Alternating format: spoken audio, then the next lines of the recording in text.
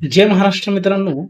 आजच्या व्हिडिओमध्ये आपण भाऊसाहेब फुंकर फळबाग लागवड योजना या योजनेबद्दल संपूर्ण माहिती घेणार आहोत. यामध्ये अनुदान किती दिलं जातं, जिल्हे कुठले पात्र आहेत, त्यासोबतच शेतकरी कुठले पात्र असणार आहेत आणि त्यासोबतच कुठल्या फळांचा समावेश आहे या योजनेमध्ये आणि अर्ज कुठे करायचं तुम्हाला हे सुद्धा या व्हिडिओमध्ये मी सांगणार आहे संपूर्ण माहिती. तत्पूर्वी चॅनलला नवीन असेल तर लाईक आणि सबस्क्राईब करा. तर बघू शकता, तर व्हिडिओला आपण सुरुवात करूया.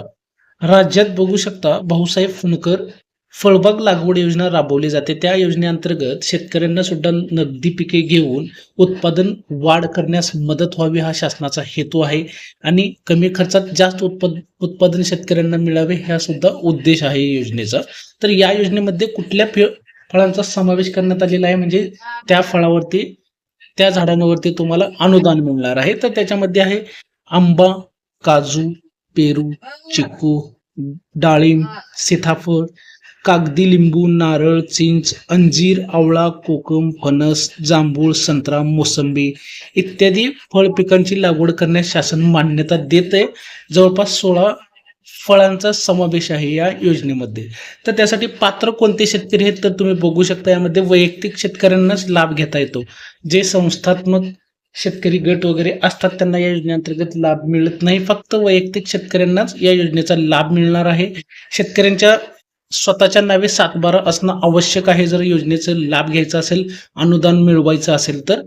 त्यानंतर महात्मा गांधी राष्ट्रीय ग्रामीण रोजगार हमी योजनेअंतर्गत फळबाग लागवड कार्यक्रमामध्ये पात्र नसलेले सर्व शेतकरी या योजनेसाठी अर्ज करू शकतात. तर हे महत्वाचं आहे, जे राष्ट्रीय ग्रामीण हमी रोजगार योजनेअंतर्गत फळबाग लागवड करण्यासाठी जे शेतकरी पात्र नसतात तेच शेतकरी या योजनेसाठी अर्ज करू शकतात. आणि अनुदान किती मिळणार आहे तर हे सुद्धा तुम्हाला मी या व्हिडिओमध्ये सांगणार आहे. तर लाभार्थ्यास 100% अनुदान शासन देतं.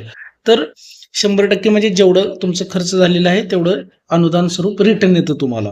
या योजनेचा लाभ कोकण विभागासाठी कमाल 10 हेक्टर आणि उर्वरित महाराष्ट्रासाठी कमाल 6 हेक्टर क्षेत्र मर्यादेपर्यंत अनुज्ञेय आहे. म्हणजेच कोकणातील जर तुम्ही शेतकरी असाल तर तुम्हाला 10 हेक्टर पर्यंतच जर फळबाग लागवड केलेली असेल तर या योजनेचा लाभ मिळणार आहे. आणि इतर जो उर्वरित महाराष्ट्र आहे तर त्या उर्वरित महाराष्ट्रातील शेतकऱ्यांना 6 हेक्टर जास्तीत जास्त क्षेत्र असेल तरच तुम्हाला लाभ मिळणार आहे. म्हणजे 6 हेक्टर पर्यंत तुम्ही फळबाग लागवड करू शकता. आणि योजनेची व्याप्ती बघायला गेलं तर संपूर्ण महाराष्ट्रात ही योजना राबवली जाते. फक्त 2 जिल्हे वगळतात, 34 जिल्ह्यामध्ये ही योजना राबवली जाते.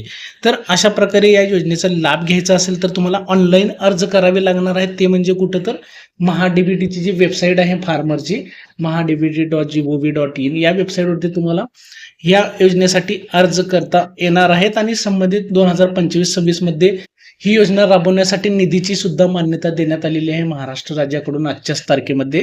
तर तुम्हाला जर योजनेचा लाभ घ्यायचा असेल तर तुम्हाला महाडीबीटीवर सध्या अर्ज करता येणार आहे, तिथून तुम्ही अर्ज करू शकता.